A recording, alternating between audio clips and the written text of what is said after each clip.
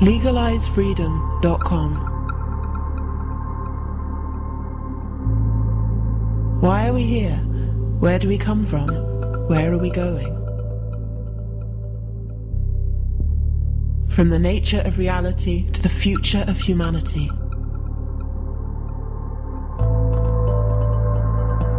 Beyond politics, poverty and war. LegalizeFreedom.com.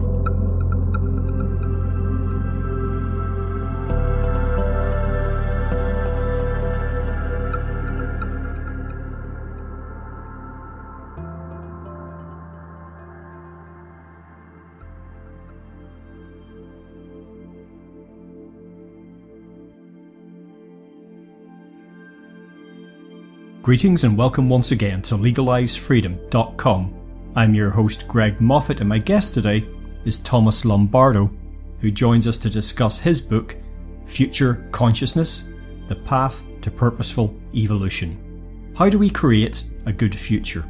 This deceptively simple question is the central challenge of human life. Indeed, the question highlights the most distinctive and empowering capacity of the human mind to consciously imagine and intentionally pursue preferable futures, a multifaceted psychological ability within us all that Lombardo refers to as future consciousness. We stand at what many consider to be a pivotal juncture in human history. Just as technological advancements race ahead with digitization and automation changing the face of society at breathtaking speed, so too we face unprecedented economic, political, social and environmental crises. In response, many of us attempt to ignore these pressing problems by simply shutting down, lost in the past or the future, the good old days or daydreams of better times to come. Meanwhile, practitioners in the burgeoning field of pop psychology urge us to live in the present moment, the only thing that apparently exists. Both mindsets, however, may prove to be psychological dead ends. Change, in fact, is the only constant, and stability of the settled, sustainable kind we seem to crave is an illusion. Evolution, the meta-process of which humanity is an embedded part, is dynamic. It requires challenge and even crisis to move forward. Order does arise from chaos, but it is unpredictable. Evolution is the drive towards increasing complexity, and it is accelerating just as the universe itself is expanding. We are the universe becoming aware of itself, and we have a tremendous responsibility to which current convulsions may ultimately serve to awaken us. Hello and welcome, Tom, and thank you so much for joining us today on LegalizeFreedom.com. Yes, hello, Greg. Thanks for having me on to do this interview. Okay, Tom, today we're going to be talking about your latest book. It's entitled Future Consciousness, The Path to Purposeful Evolution. Before we dive into that, just for listeners who don't know, if you could tell them a little bit about your background and your work in general. Yes, I have a PhD in psychology from the University of Minnesota. I've worked both as a college professor and faculty chair in psychology and in philosophy, but I've also worked in mental health. The last 25 years, I have focused, though, on the future, the psychology of the future, and have written articles in a number of books on the topic of the future, on future consciousness, on applying futurist thinking to one's personal and professional life, and to education. And I'm a member of a lot of different futurist organizations, and presently I am working on a series of books on science fiction as the mythology of the future, which is my next project that I've been on this last year, and in the next few years I'll be continuing on that. Okay, well, as I just mentioned, the title of the book is Future Consciousness, The Path to Purposeful Evolution. Perhaps we need to say a little bit about what you mean by future consciousness. You mentioned it there in your description of your own work. Not so much a nebulous term, but probably could mean a lot of different things to different people. So maybe you could just say a word about that. Yes. I use the expression future consciousness to mean all of the different normal psychological abilities that people possess, such as thinking about the future, planning, goal setting, having visions and images of the future, their thoughts and feelings about the future. All of those different normal psychological processes are part of future consciousness, which translated means our consciousness, our experiences, our actions that pertain to the future. And as I mentioned, it's a normal human capacity that everybody possesses, and it's a very distinctive ability that humans in particular possess, and it's something that we can enhance or develop within ourselves significantly, and that developing it will have a big impact on the quality, the happiness, the level of flourishing in our lives.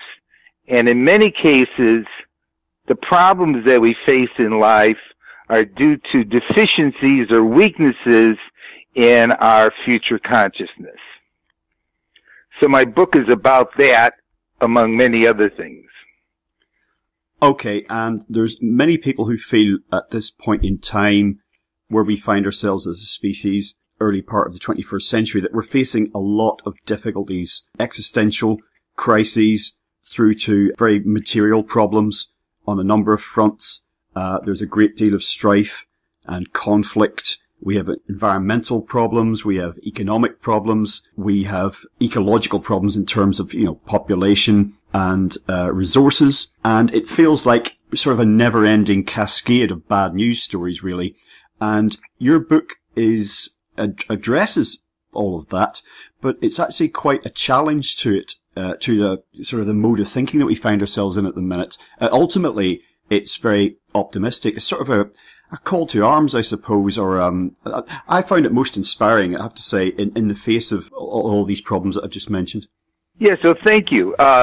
My view with respect to our ongoing and diverse problems and challenges in the world is that fundamentally the problems that we face are due to a lack of development in our mental abilities and our associated ethical character, which is part of future consciousness, and that we would make significant progress and headway on these diverse problems if we were to enhance and work upon the development of our own minds, our own mental abilities, our own future consciousness. So even though we may see problems out there in the world, these problems in the world are to a great degree of our own creation, and that we can turn things around significantly by the development of our own minds. It is a challenge in the face of adversity, in the face of problems, to be constructive and optimistic and to work on the development of one's own mind, one's own mental abilities. But indeed, that is the challenge that will turn out to be the most realistic solution to the difficulties that we face. So yes, the world around us, as well as our own personal lives too, for that matter, can be very depressing and very disheartening. But the solution lies within ourselves, individually and collectively.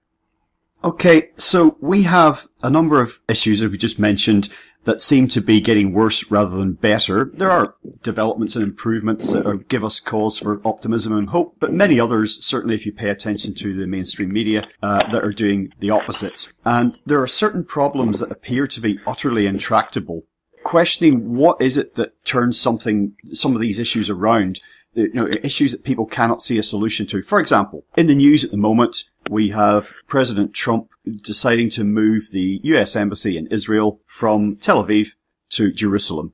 So this reminds us again that we have an seemingly intractable problem in the Middle East, that of Israel and its immediate neighbours. No one has, all of my life, I've been hearing about potential solutions to that, and we seem further away than ever. On the other hand, I grew up amidst terrible violence in Ireland. That's pretty much gone away as a result of people finally talking to each other. In similar discussions I've had in the recent past, I've discussed the FARC rebels in Colombia, another seemingly intractable problem that seems to be well on its way to finding a resolution. So just using the Israeli-Palestinian crisis as an example, what is it that in our minds, what is it that changes? How do issues like that turn around? Yes, good question. There's a number of different things I could say about that particular problem. One thing that we've noticed in the news the last couple of days since President Trump made that decision is that various individuals have pointed out that in making that decision, he did not think through what the various consequences, short-term and long-term, would be of the decision he was making. And secondly, that he didn't consider an attempt to develop a collaborative, future-forward way of thinking about the issues that arise when he made that decision. So, number one, it seems to indicate a deficiency, a lack of future consciousness in the decision that he made, not considering the various consequences. And secondly, one of the key themes I bring up in my book is that a key character virtue of future consciousness has to do with understanding that our future is going to be a collaborative and interdependent reality as opposed to something that we can create just simply ourselves without considerations of other individuals or groups of individuals in the world. We live in an interdependent world.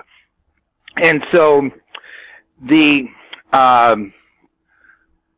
minimal type of human consciousness, or the bottom level of human consciousness, is being too focused on the immediate here and now, being too focused on my particular needs and my particular goals, and not having a broad perspective both on the world at large and the long-term effects of different decisions that I make. So the decision is really a reflection of rather limited consciousness, which is what I talk about as being a significant deficiency or problem that a lot of humans exhibit. So the reason why the problem occurs, or this particular problem is occurring, is due to a lack of future consciousness or sufficiently well-developed future consciousness. Again, I want to just re-emphasize that everybody possesses future consciousness, but it comes in degrees. And some people show much more of it, some people show less of it. So I think to address these kinds of problems, such as the one you bring up, would involve putting more of an emphasis on the types of things I talk about in the book regarding the character virtues of future consciousness and how we think problems through in our educational system, of what we think is important. And so we put ourselves into this situation, or not all of us collectively, but at least this decision is a decision, in fact, that reflects a deficiency in thinking out the long-term and global consequences of what I'm intending to do here. And again, like I said, like 5 or 10 minutes ago, I think that a lot of our problems that may look to be intractable or unsolvable arise because we haven't sufficiently developed the capacities and ethical qualities collectively of our future consciousness. So part of it is education, part of it is putting more of an emphasis on those qualities when we elect people, and so we get ourselves into these messes because of those deficiencies, and the way out of these messes is going to be a concerted effort collectively at many different levels to make it more important to us to have enhanced these abilities in ourselves and to use these abilities in dealing with the challenges in the world. There's a strange dichotomy I find in a lot of our thinking, people's attitudes to life, in that in many ways currently we're encouraged to live in the present moment. Think of Eckhart Tolle's The Power of Now, for example. Right. There is no past, there is no future in that sense. There's just right where you are in this moment. That does have a positive dimension to it, because a lot of people find themselves lost in the past and the future. That is to say, the good old days and how things used to be and things were better back when. And also the future. That is to say, at some point, my problems will go away. At some point, I'll be rich. At some point, I'll be beautiful. At some point, I'll be married. At some point, I'll have children, if you see what I mean. So what's your reflection on that? There's future thinking, which is just a way of trying to cover up current problems, I suppose. And equally thinking about the past as a way of trying to just mask present difficulties. Yeah, it depends on how you think about the past and how you think about the future. Before I get into that point, though, I do want to highlight that focusing simply on the present is a low level of consciousness. What makes humans distinct and gives them power and ability is the capacity to remember and understand history, and the capacity to think ahead. So, if one simply focuses on the future, in one sense, that's the type of consciousness we see in animals and infants. The type of more evolved consciousness is to bring the past and the future into our understanding of our lives. Now, one can reminisce on the good old days in the past, and one can avoid present challenges by going off into wishes and fantasies of the future. But what I'm suggesting is that if one looks at the past as a repository of knowledge and lessons learned and patterns in history, and one looks at the future from a constructive and a thoughtful perspective, then that clearly is a more powerful and life-enhancing mode of consciousness than simply focusing on the present. I think focusing on the present, which is a cultural message, a very popular one, in fact, as you point out, I think that that's a philosophical blunder, and it's sort of a psychological impossibility anyway. So presentism is the wrong way to go.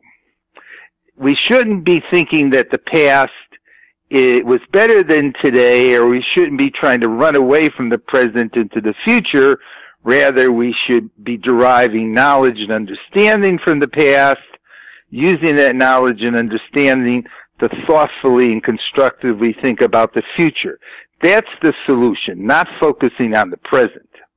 One of the things that I found most interesting about your book, your whole standpoint in general, was how direct a challenge it is to so many of the interviews I've actually conducted in the past. You can go to the website, you may find 100 shows where I'm talking to people who are very concerned on multiple levels about multiple problems, be they, as I mentioned a while ago, economic, environmental, problems of energy, where we're headed, the direction we're headed, and they are not optimistic. They feel that enormous changes are coming, not necessarily the sort you're talking about, far from it.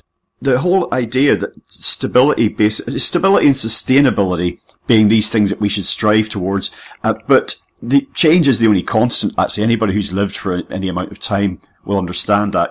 People who have these ideas about planning their life, well, good luck with that. That there is some relative stability, but human nature and evolution, as you point out, is dynamic. And yes, order does indeed arise from chaos, but it's unpredictable. Yeah. Attempting to strive for stability is unrealistic in the long run. We live in a dynamic evolutionary reality, and the way we will succeed is by developing thoughtful and ethical and informed approaches to holistic growth and development. And I want to emphasize holistic, meaning developing ourselves as individuals, developing and evolving ourselves as a society. We can't keep things frozen or stable, because every time we attempt to do that, reality creeps in and unsettles it. So I'm not arguing for unending economic growth or an unending technological growth, but I am arguing that unless we think of things in terms of evolution and flow and attempt to guide it thoughtfully and ethically, we are always going to run into this realistic problem, which is that reality will not stand still on us. So to attempt to freeze things, it's just, for example, as an individual, if you attempt to simply keep thinking and living the way you do today, tomorrow and the next day and the next day, little by little, you're going to come into greater and greater conflict and dissonance with the world around you, which keeps changing. So we live in a dynamic reality, a dynamic environment, and as a society, and if I try to make things stay still, it's never going to work. So we might as well be thoughtful and intelligent in the guidance of change. In fact, that's a big point that I make in the book, that the good life is going to be a life, or the good future is going to be a future that is evolving, not a future that is stable, because stability is not a realistic goal. Now, I don't mean to totally undermine the value of stability, because you have to keep certain things stable in order to grow and to change, and to evolve. But you can't focus on stability and on sustaining things in a dynamic reality where that reality is going to be changing. So you have to face reality here, basically, was what I'm saying, and you have to do the best with the reality that we find ourselves within. So, yes, I am challenging both the presentism philosophy, live in the present, and stability philosophy, try to get things stable or conserve things or sustain things. I'm challenging that too, because I think both things reflect unrealistic expectations and beliefs about the nature of human reality and the nature of the bigger reality that we're in. Use our best powers and use them to do the best we can with the kind of reality that indeed we find ourselves in. 50 years from now, there's going to be other surprising new things.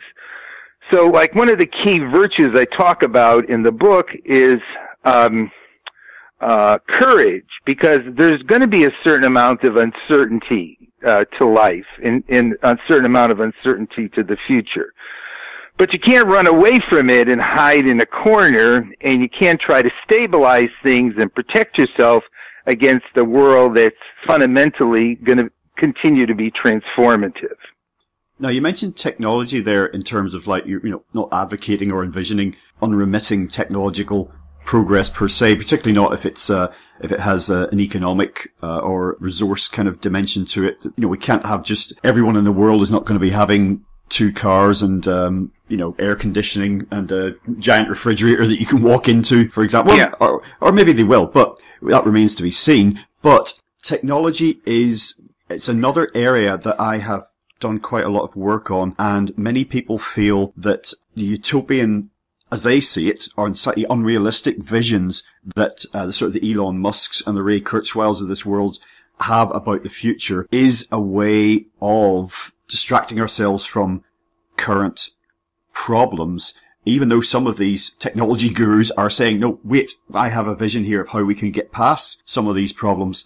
And again, you're challenging the vision of people who think that going down the technological route is not a good one for us to do, and that ideas of technological singularity and transhumanism are dangerous. And I'm not saying you're not advocating any of that per se, but you're challenging the idea by putting forward the notion that technology is in fact natural. And you're quite right.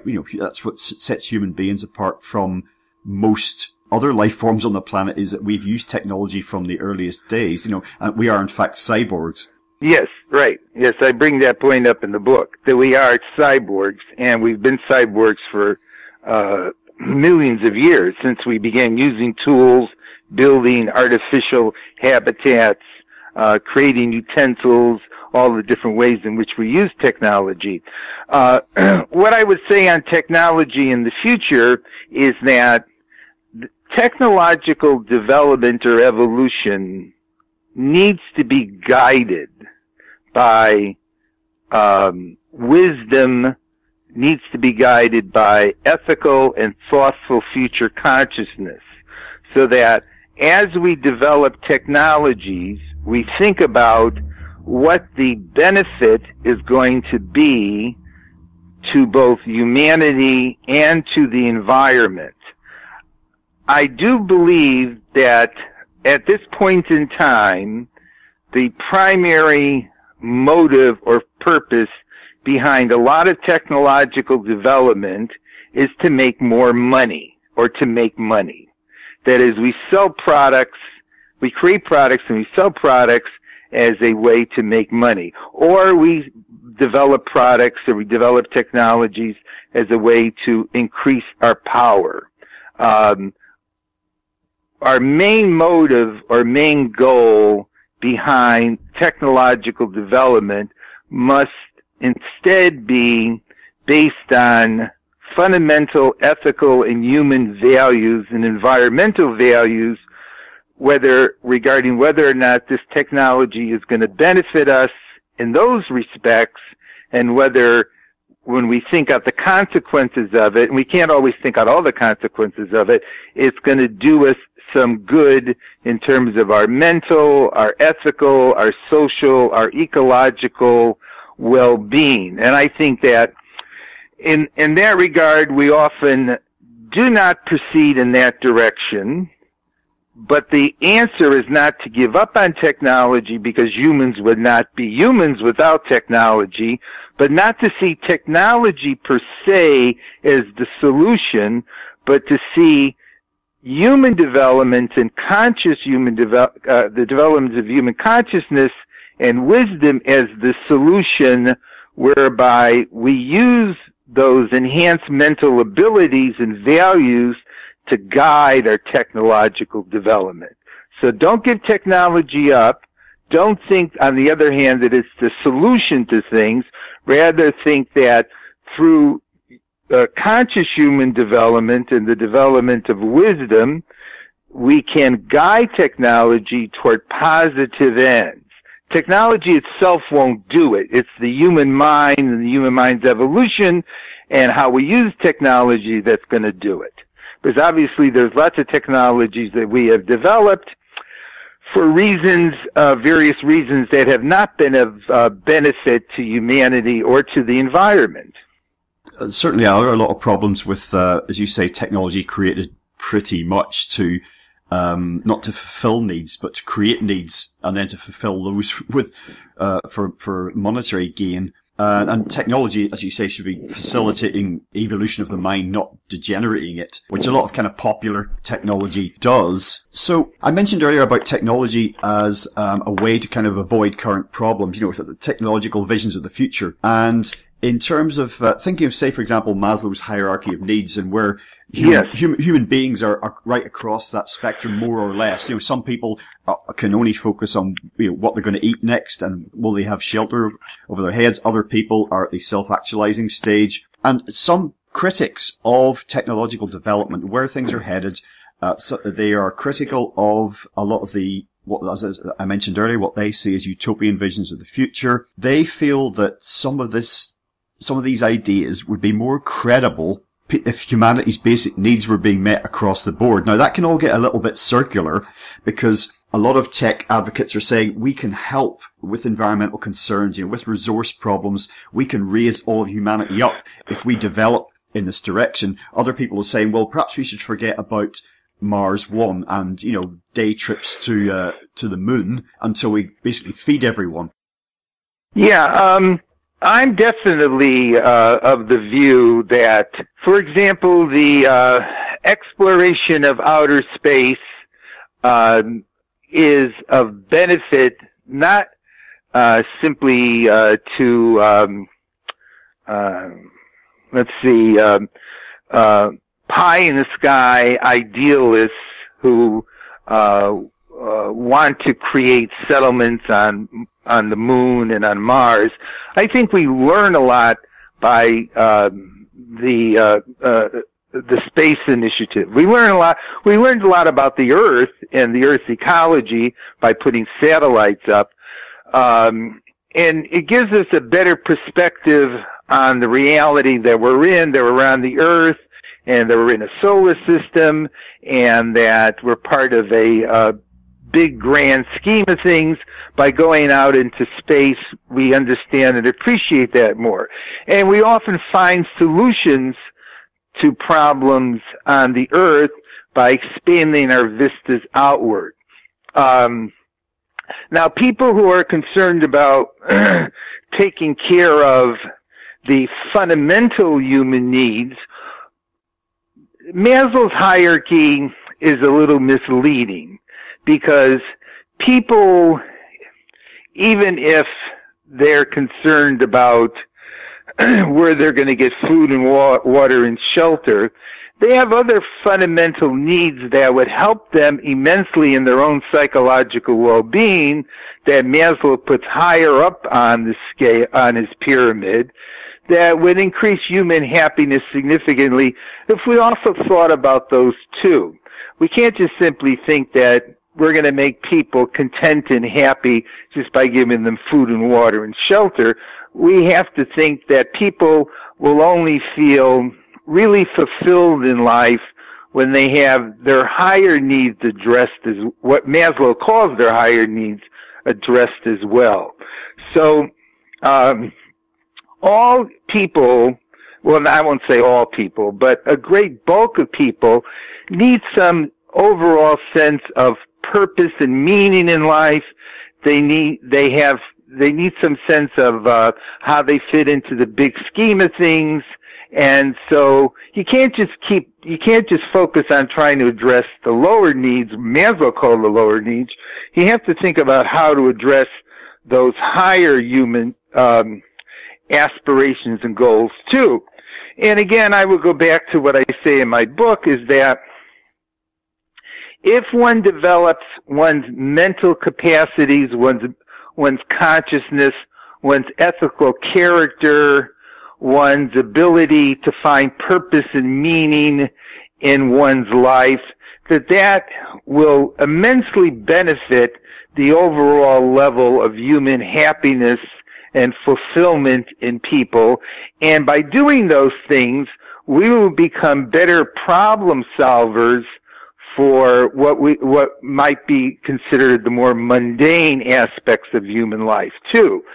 So I'm looking, I guess in this sense, I sort of resonate with Maslow and people of that kind who believe that it's important to look at the higher reaches of human nature when you think about what will make for the good life and what we should be addressing, because those dimensions of human existence are critically important to everybody, even people who maybe are having trouble and struggling with dealing with their primary, what Maslow called the primary biological needs.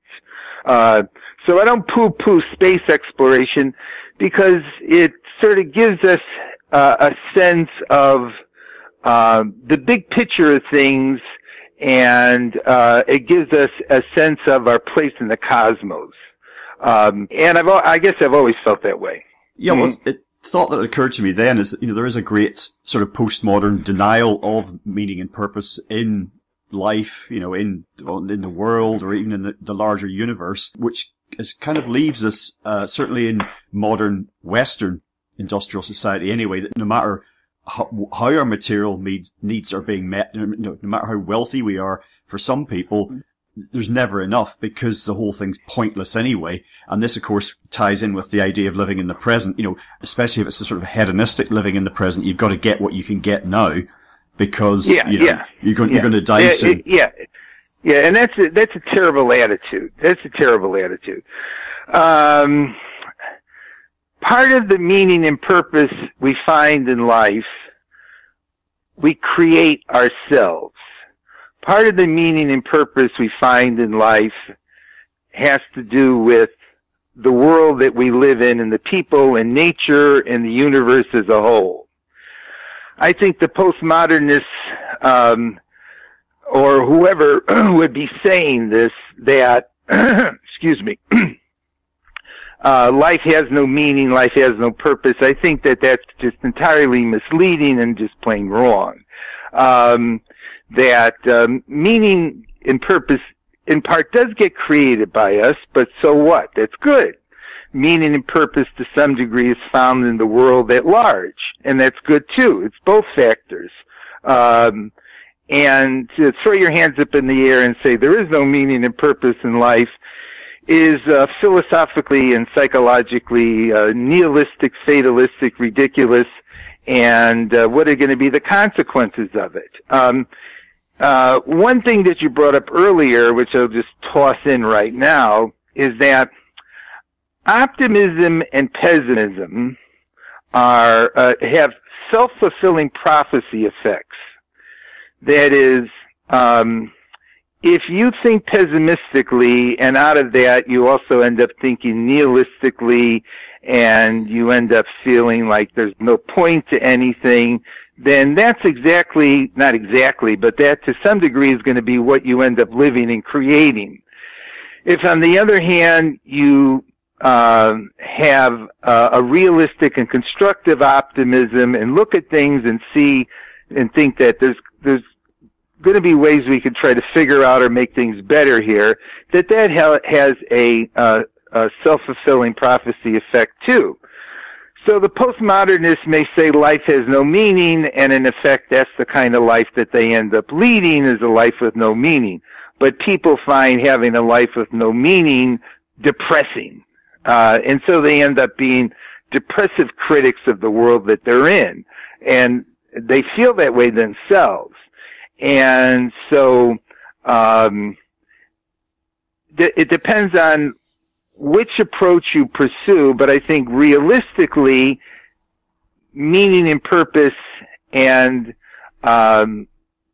looking for solutions does lead to a more fulfilling and happier and flourishing and better kind of life. Yeah, absolutely. I think that very much if we look at, turn on the television news, in the evening and find that depressing. If we look out the window and at the world and think it's looking bleak, the outer world is basically a manifestation of our inner world, I think. And yes, to some degree it is, and that's a very important point, Greg. To some degree it is, yes. And I constantly have to field objections from people who talk about humanity as a cancer on the face of the earth, and they're misanthropists and nihilists, and the sooner that we're all exterminated, the better. I hear this a lot. Yes, in fact, I just read this extensive article on that very theme. Yes, go on. I'm sorry for interrupting you. Yes. No, not at all. I was simply saying that if there's one thing that I do find of value in that, I mentioned earlier the current fad for living in the present. If you go to the mind, body and spirit section of your local bookshop, not only will you find lots of living in the present books, you'll find lots of manifesting books about you create your own life.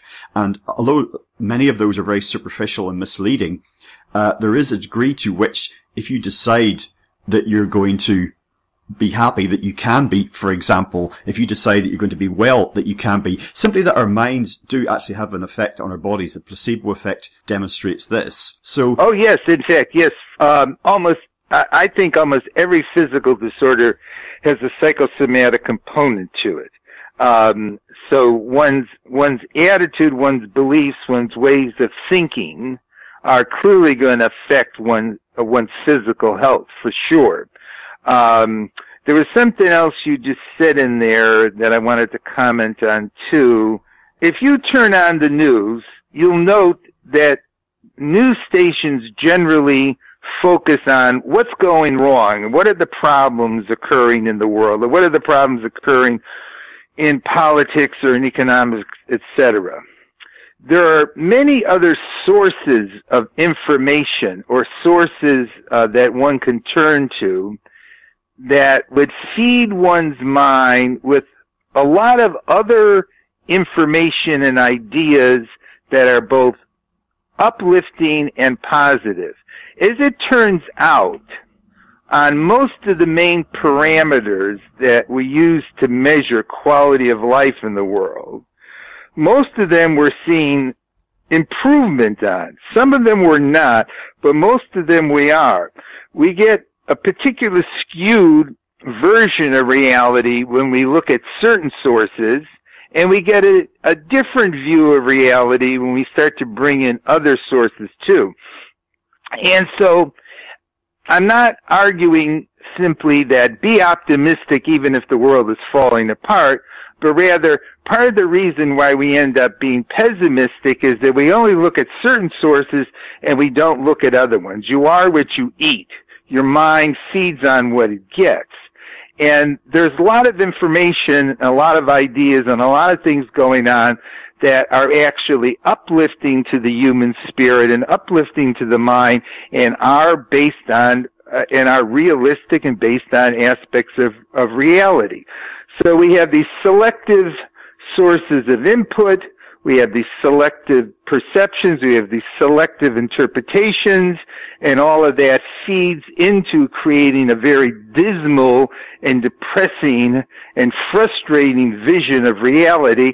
And as it turns out, when you're in that mental state, you're not as intelligent, as creative, as imaginative as you would be if you were in a more positive and constructive mental state.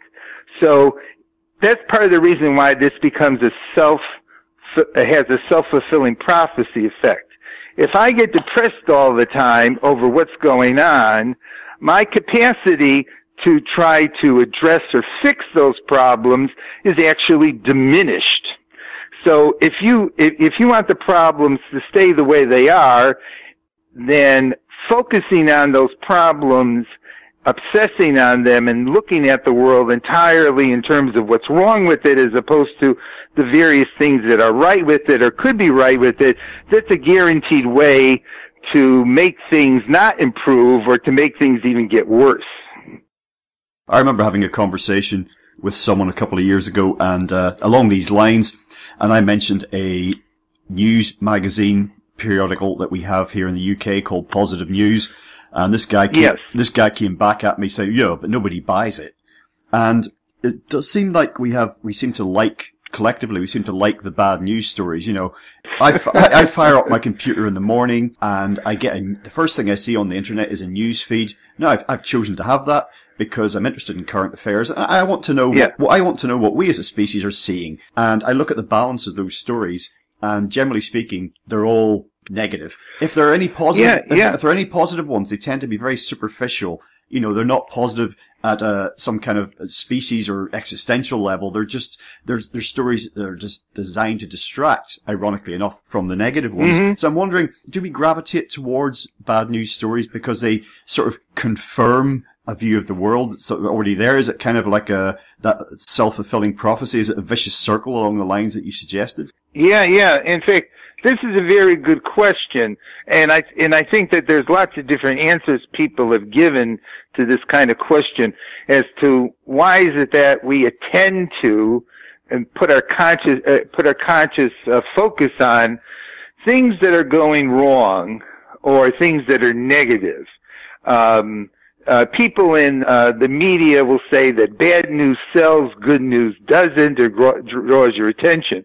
An interesting historical phenomena, if people pay attention to history, which they say, so the presentists say you shouldn't, is that people have been forecasting the end of the world since the beginning of recorded history.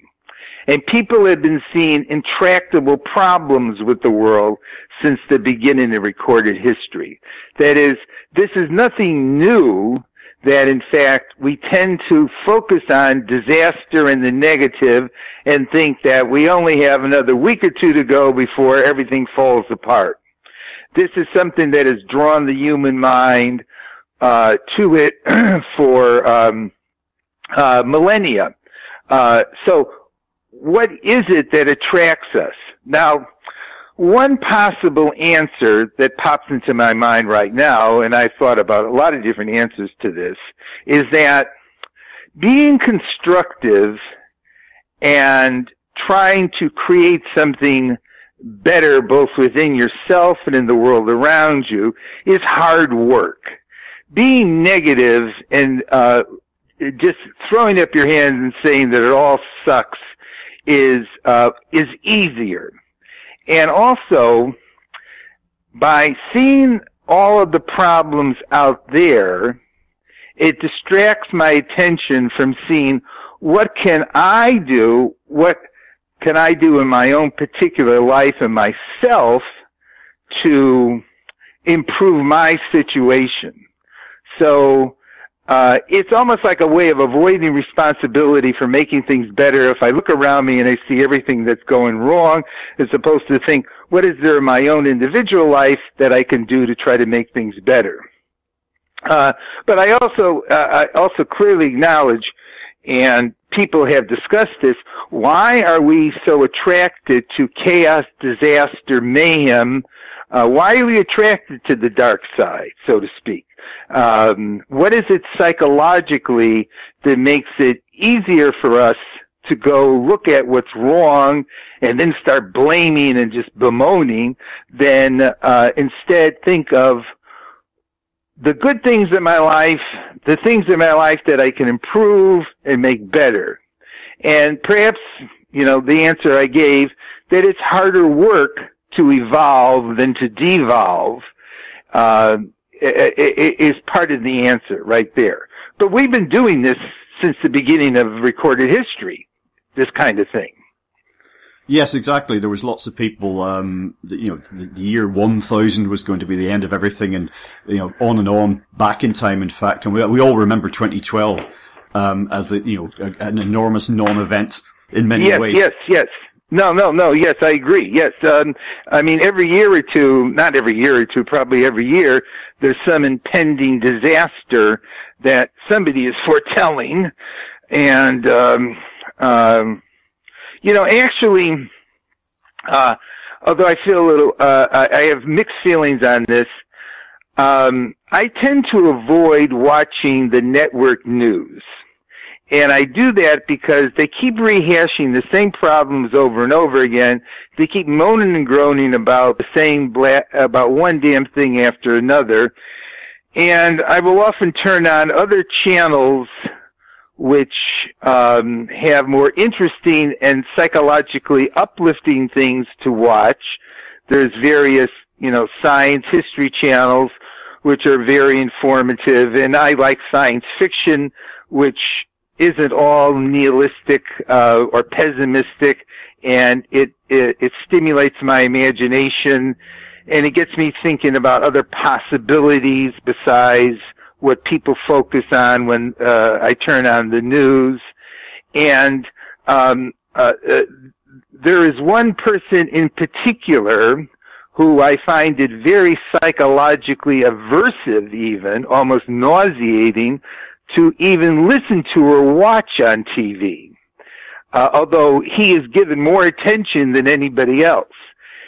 And that, in fact, is a fascinating topic in itself, because if we were to pick out an extreme case of something which unsettles and upsets people more so than anybody else does, and seems to embody and represent more negative qualities with respect to humans and the reality we're in, that person gets more attention on the news than anybody else does, and anything else does. So there's a beautiful example of the dark side, or what people see as the dark side, their attention getting drawn to it, and it getting reinforced over and over and over again. You mentioned science fiction there, and I must say I'm very much looking forward to this series of books that you mentioned at the top of the hour.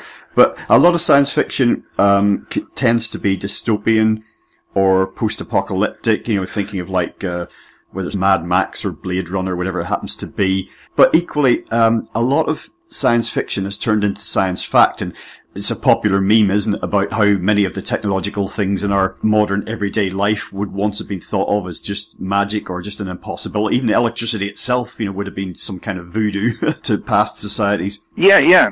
But and talking about technology in in a collective sense, the internet is an interesting example, because that's something that was foreseen before it was really conceived as possible. And that's kind of the best and the worst, really, of our species, I think, in many ways. The internet is full of crap. It really is.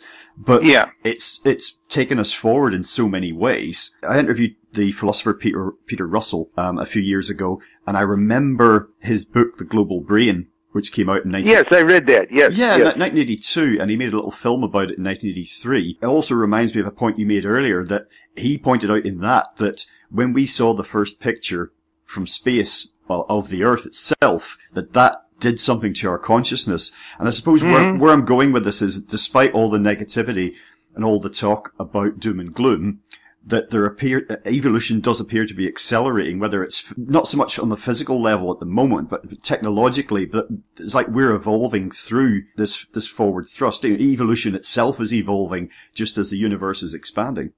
Yeah. Well, you said a number of different things there. Item number one about science fiction. Science fiction not only anticipates the future, it frequently helps to create the future. So many people who have read science fiction and have been inspired by it, and actually their actions in life as technological or scientific explorers have realized visions or ideas that they read about within science fiction to begin with. Science fiction is the literature of the transcendent, of the fantastic, of the imaginative. It stimulates the human mind. And so it stimulates those people who read it, and they in fact often take what they read, and it has an impact upon them in their own lives and what they create. Second thing I should say about science fiction, it expands human consciousness, and so it's not just simply about technological development, it often is about social and psychological development too.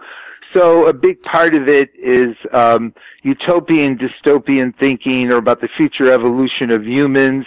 And all of that can not just simply be frightening or depressive, but it could also be inspiring too. And there are a whole host of positive and inspiring images about social, ethical, psychological evolution, not just simply technological, but social, psychological, and ethical evolution too.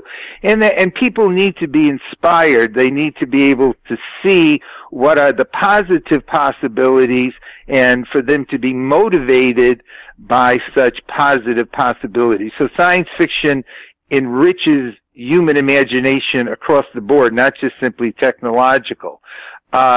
People have criticized science fiction, at least contemporary science fiction, as being rather dystopian or rather bleak. And if you use things like Blade Runner, or Mad Max, those of course are rather bleak images of the future. But again, that's what you see in science fiction that comes out in the movies. That isn't the total vast array of science fiction that you find in science fiction literature. And in science fiction cinema, having big battles, lots of mayhem, disaster, awful situations, lends itself to creating very impactful and sensory stimulating special effects. So it's not like you can't have uplifting science fiction cinema, say for example Close Encounters of 30 years ago, but a lot of contemporary science fiction cinema is negative. And when it isn't negative, where the good guys win in the end, it's simplistic.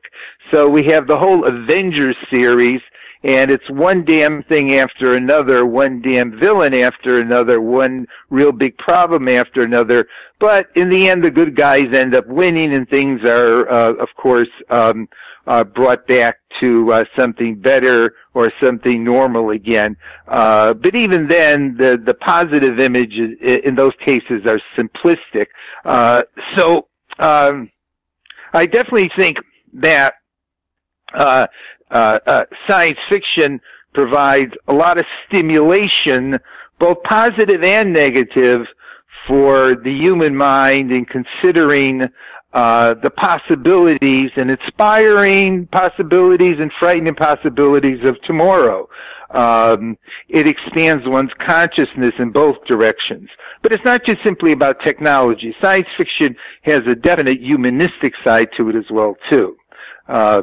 So that was an awful lot about what you just your comments, but there was a whole set of thoughts I had as you were talking about, you introduced the topic of science fiction.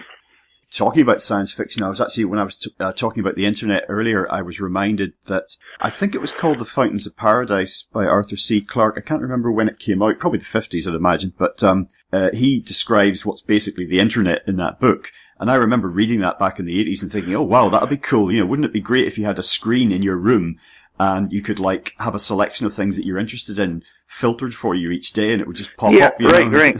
So that does, it does happen. And of course, we're talking about the news cycle and the media in general, but popular culture, of course, is saturated in a lot of the negativity we're talking about. And using that, self-fulfilling prophecy idea again, we need to be careful about that because it is a vicious circle. We do feed this. Yeah, we do. These ideas. We do. And, The Fountains of Paradise, by the way, was written in the 1970s, but okay. It wasn't the first anticipation of the internet. You could go back at least to 1906 with the machine. Yes, the machine stops. Yeah. Yes, at least that far back, if not further, probably. I should have thought of the machine stops because I went to a theatrical production of it recently, and I don't know why I didn't think of that. Yeah. Well, anyway, that's because I have a lot of science fiction circulating around on the perimeter of my consciousness, and I'm an historian of science fiction, and so I will often bring up when was the first this imagined, and when was the first that particular idea imagined. And having looked at the history of science fiction, I have it sort of readily there in my head as to when things first were envisioned. I'm sure there's earlier anticipations of the internet too, which both has negative and positive consequences. But when I look at the internet, I see, I use it, I don't mean to sound like I'm bragging or something. I try to use it for its constructive, positive, affordances as opposed to the things it does which are destructive or distracting or negative. And as Neil Postman once said, anytime you have a new technology, you gain something, and then you also have a cost incurred with it as well too. So that's why I said before about technologies and anticipating them or developing them, that you got to think about what the benefits, what the pros and cons are going to be on them too. I know what the other thing you were talking about there was that technology can, aside from those people like Ray Kurzweil who see it as something that's positive and it's going to benefit us, lots of people have been very fearful of technology too, and have been fearful about its development. Say, for example, the Terminator Matrix scenario where we develop a computer that's so smart it destroys us in the end, or almost destroys us in the end. But that's a fear we have of we have that fear of machines. We have this fear of technological or scientific creations. But, going all the way back to Frankenstein, it wasn't the creature itself that was bad. It was Frankenstein who was a vain and self-centered and neurotic and obsessive and terrible creator that was the problem. It was the human in the scenario that was the problem. So if we're going to evolve technologies and technologies that are going to be very powerful, we have to guide them using the best human qualities as opposed to this image we have of in popular science fiction of the mad, crazy, stupid, power-hungry scientist who develops them instead, and then they backfire, of course. I think that some people who view technological utopian type future as a desirable thing find critics in those who imagine that, say, for example, like the vision put forward by the Zeitgeist movies, the people behind that, they see that sort of future as bland and boring because ultimately it is one of stasis. Yeah, it is. In fact, that's what makes for utopias, that's what creates the problem in utopias. Mm-hmm. Is that you envision an ideal static state, and of course it becomes boring. And you envision a totally controlled state, and then it becomes oppressive. And so when we think about an ideal human society, a utopia in the broad sense, we have to think of something which is creative, diversified, evolving, interesting, more fascinating than some kind of a static and controlled reality, because that again is unrealistic and it's repressive of the human spirit too. Well, I think if there's one thing that a Blade Runner kind of, I think, probably accurately predicts is that however technology develops in the future, there's still going to be dirt. There's still going to be grime. Yeah, there is. Of course. Yes, in fact, that's one of the realistic insights one has to face up to in life. Now, I could be wrong on this, but I would suggest that no matter what era we live in, now, in the past, or into the future, there are always going to be problems and challenges and difficulties of one kind or another. That's why people will say a utopia is unrealistic, because you'll never have a perfect reality, and if by that they mean you'll never have a reality that there aren't challenges and problems in, then they're quite right. I think there will always be challenges or problems. But that's the point.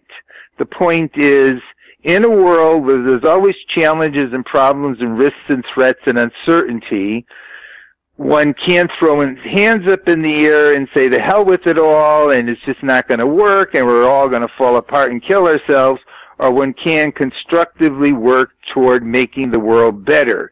realizing that you're always going to be in a reality that's going to have problems in it. And that's what the test is. The test is, can you be future-oriented and constructive and wise and optimistic and courageous and self-responsible and imaginative even when you're out on the battlefield of life? To think that, these problems are going to overpower us or that somehow we can get rid of them all, one view is fatalistic and the other view is unrealistic. Well, just a closing thought from me, Tom. Just to wheel out an old cliche, if you're not part of the solution, then you're part of the problem. I do feel that in many ways. And I think that the advancement of, life on Earth in general, but certainly humanity, does seem to be a stepped process, as in 2 steps forward, sometimes 1 step back. And that just seems to be the nature of it. And we find that in our personal lives as well sometimes as we move towards specific goals. Maybe we have a setback, we get up again and we move forward. And I think that a lot of people will try to, whether it's in their personal lives or collectively, on a global level, they'll kind of deny that we have any of this agency or seek to deny it, because with that comes then the responsibility for shaping reality. Yeah, and that's my number 1 character virtue of future consciousness, heightened future consciousness, which is that one must accept and embrace and pursue self-responsibility for one's own future, because that's empowering. That by putting the responsibility on you, then you can do something, and you could always do something. There's always some actions you could take, some thoughts you can create that could make things a bit better for yourself and better for the world around you, the immediate world around you, or the global reality around you. But that means that the solution lies within yourself as opposed to blaming the external reality. But if you blame the external reality, you put yourself in a powerless situation. What could I do about so-and-so? He's a jerk. He's a moron. He's an idiot. Okay, what could I do about those people? What could I do about that reality out there that's making things difficult? But if I look at myself and what could I do to improve myself, I'm not saying anything that other people haven't said before. If everybody decided that in their own individual lives they could do various things to improve their own local reality, their own personal consciousness, their own immediate surround, and maybe also have some impact on the outside world, which is positive, as opposed to being depressed, fatalistic, antagonistic, aggressive, and whatever other terms you want to throw in there, that would have a mass and huge collective effect upon the future of humanity, just through all the individuals doing it, as opposed to blaming everybody else and everything else. Okay, Tom. Well, today we've been talking about your new book entitled Future Consciousness, The Path to Purposeful Evolution. That's available everywhere. Perhaps you'd like to share details of a website or just anything else you'd like to put out there.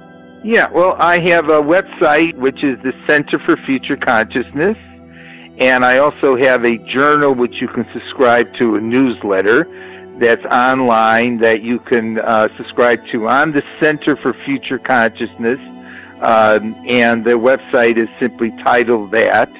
And I also I have a separate website called the Wisdom Page, which is the URL is the Wisdom Page. Aside from the Future Consciousness book that just came out, I have a number of books that I have written over the last 10, 15 years that you could purchase on Amazon, all of which are up on the website. And I'm very much looking forward to publishing, and after I've written all 4 volumes, the upcoming science fiction book series. The first volume will be out next year. And what else can I say?